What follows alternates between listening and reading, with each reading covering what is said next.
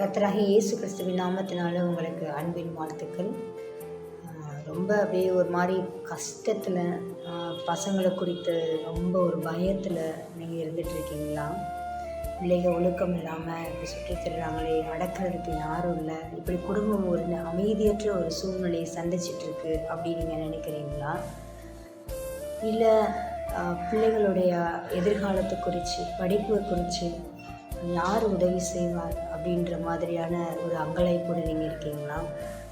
வயசாகிட்டே போயிட்டுருக்கு, பிள்ளைகளும் இன்னும் செட்டில்ட் ஆகாமல் இருக்கிறாங்க, அடுத்து யார் பிள்ளைகளை கவனிக்க போகிறான் அப்படின்னு சொல்லி அங்கலாய்ப்போட நீங்கள் இருக்கீங்களா?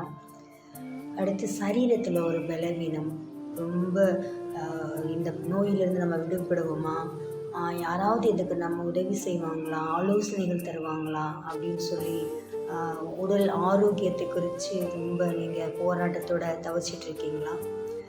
கவலைப்படாதீங்க, உங்களுக்காக ஒருவர் இருக்கிறார். அவர் தான் இயேசு கிறிஸ்து. அவர் சொல்லியிருக்கிறாரு நெகேமியாவில் 2வது அதிகாரத்தில், எருசலேமில் இடிந்து போன அலங்கத்தையும் அக்கினியால் சுட்டெரிக்கப்பட்ட அதன் வாசல்களையும் பார்வையிட்டேன் அப்படின்னு சொல்லியிருக்கிறார். இடிந்து போன அலங்கத்தை அவர் விசாரிக்கிறவராக இருக்கிறார். அக்கினியால் சுட்டெரிக்கப்பட்டதையும் அதனுடைய வாசல்களையும் பார்வையிட்டு இருக்கிறார். அந்த கர்த்தர் உங்களுடைய இடிந்து போன நிலைமைகளை கர்த்தர் பார்த்துருக்கிறார். அக்கினி போல சுட்டெரிக்கப்பட்ட வாழ்க்கையை ஆண்டவர் பார்த்துருக்கிறார். கவலைப்படாதீங்க, அவர் உங்களை விசாரிக்கிற தகப்பன். நிச்சயமாகவே முடிவு கொண்டு உங்களுடைய நம்பிக்கை வீண் போகாது. இந்த வார்த்தையின்படியாக கர்த்தர் உங்களை ஆசீர்வதிப்பாராக. ஆமென்.